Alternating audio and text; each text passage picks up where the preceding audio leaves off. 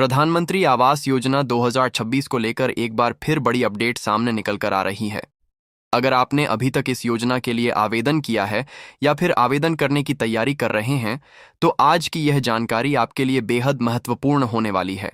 क्योंकि इस बार सरकार ने लाभार्थियों की सूची, किस्तों के भुगतान और सत्यापन प्रक्रिया को लेकर कई अहम बदलाव किए हैं, जिनके बारे में हर व्यक्ति को जानकारी होना जरूरी है। यदि आप सरकारी योजनाओं और नई अपडेट्स की जानकारी सबसे पहले पाना चाहते हैं, तो वीडियो को लाइक करें और चैनल को सब्सक्राइब जरूर करें। अब बिना समय गंवाए शुरू करते हैं आज की सबसे महत्वपूर्ण जानकारी। दोस्तों, प्रधानमंत्री आवास योजना का मुख्य उद्देश्य ऐसे परिवारों को पक्का घर उपलब्ध कराना है जिनके पास अभी तक अपना स्थायी आवास नहीं है। सरकार का लक्ष्य है कि देश के हर पात्र परिवार को सुरक्षित और मजबूत घर मिल सके। इसी उद्देश्य को ध्यान में रखते हुए वर्ष 2026 में योजना के विस्तार पर तेजी से काम किया जा रहा है। ताज़ा जानकारी के अनुसार कई राज्यों में लाभार्थियों का नया सर्वे शुरू किया गया है। जिन परिवारों का नाम पहले सूची में शामिल नहीं हो पाया था, उन्हें दोबारा मौका दिया जा रहा है।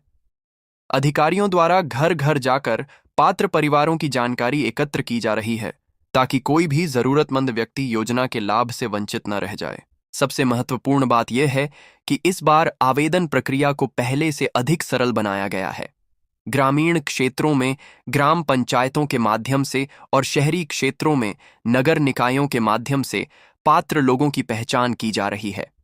आवेदन के बाद दस्तावेजों का सत्यापन होगा और उसके बाद पात्रता के आधार पर नाम सूची में जोड़ा जाएगा।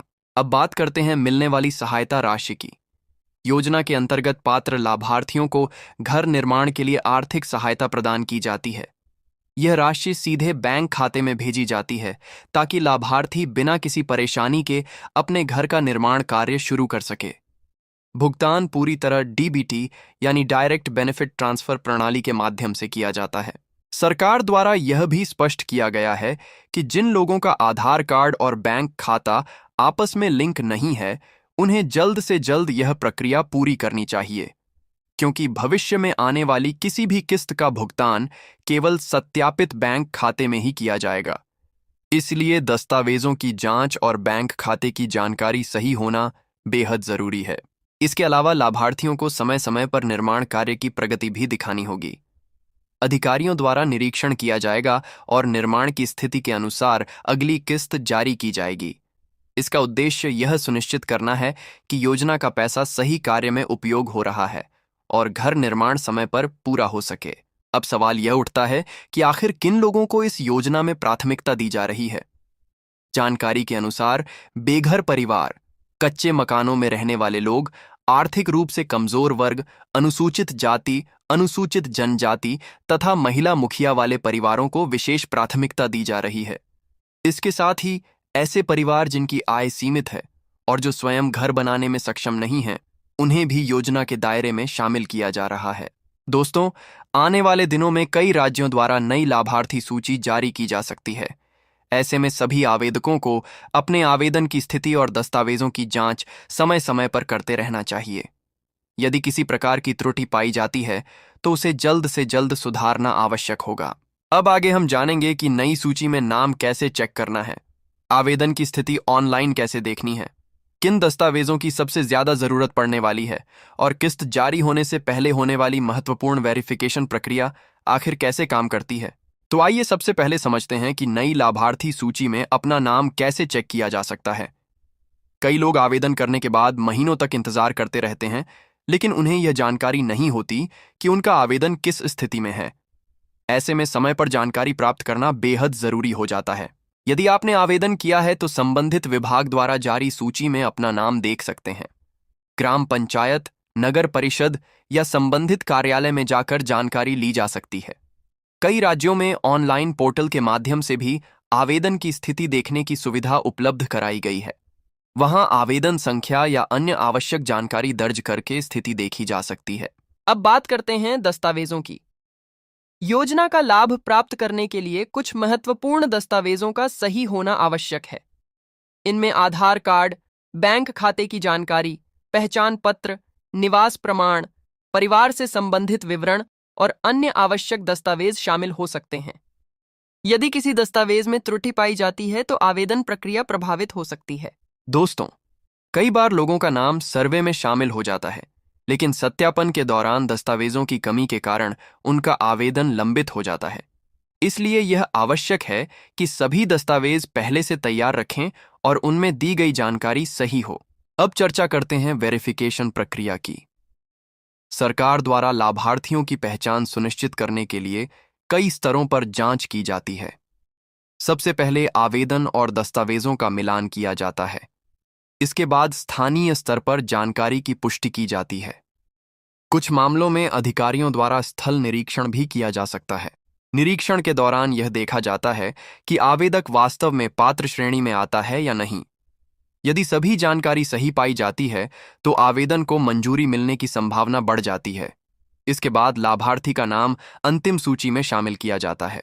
अब सबसे महत्वपूर्ण प्रश्न, किस्त कब और कैसे जारी होती है? दोस्तों, योजना के अंतर्गत मिलने वाली सहायता राशि एक साथ नहीं भेजी जाती। घर निर्माण की विभिन्न अवस्थाओं के अनुसार किस्तों में भुगतान किया जाता है। पहली किस्त मिलने के बाद निर्माण कार्य शुरू किया जाता है। इसके बाद प्रगति की जांच होने पर अगली किस्त जारी की जाती है। सरकार का उद्देश्य यह सुनिश्चित करना है कि निर्माण कार्य लगातार आगे बढ़ता रहे और लाभार्थी को समय पर आर्थिक सहायता मिलती रहे।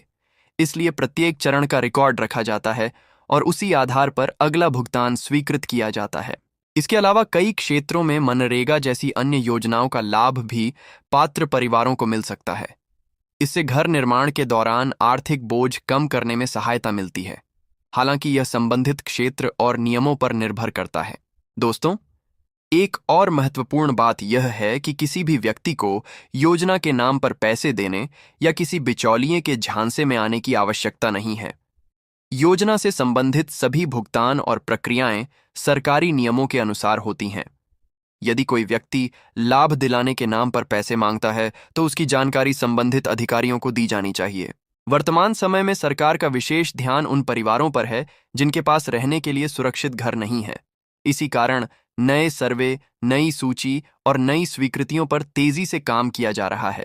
आने वाले समय में बड़ी संख्या में पात्र परिवारों को इस योजना का लाभ मिलने की संभावना जताई जा रही है। अब आगे हम विस्तार से जानेंगे कि आवेदन स्वीकृत होने के बाद घर निर्माण की पूरी प्रक्रिया क्या होती है, लाभार्थियों को किन बातों का विशेष ध्यान रखना चाहिए, किस्त रुकने के मुख्य कारण क्या हैं, और यदि किसी व्यक्ति का नाम सूची में नहीं आता तो उसे आगे क्या करना चाहिए। तो दोस्तों, यदि आपका आवेदन स्वीकृत हो जाता है तो आपको समय समय पर निर्माण कार्य की जानकारी संबंधित विभाग को देनी होगी। घर निर्माण की प्रगति के अनुसार अगली किस्त जारी की जाती है। इसलिए यह जरूरी है कि निर्माण कार्य नियमों के अनुसार पूरा किया जाए और सभी दस्तावेज सुरक्षित रखे जाएं। यदि किसी कारण से आपका नाम सूची में नहीं आता है तो घबराने की जरूरत नहीं है। नए सर्वे और पुनः सत्यापन की प्रक्रिया के दौरान पात्र परिवारों को दोबारा अवसर मिल सकता है। इसलिए अपने दस्तावेज अपडेट रखें और स्थानीय अधिकारियों से समय समय पर जानकारी प्राप्त करते रहें। सरकार का लक्ष्य है कि प्रत्येक पात्र परिवार को पक्का और सुरक्षित घर मिल सके। आने वाले महीनों में योजना से जुड़ी कई नई घोषणाएं और लाभार्थी सूचियां जारी की जा सकती हैं। इसलिए किसी भी महत्वपूर्ण अपडेट को नजरअंदाज न करें।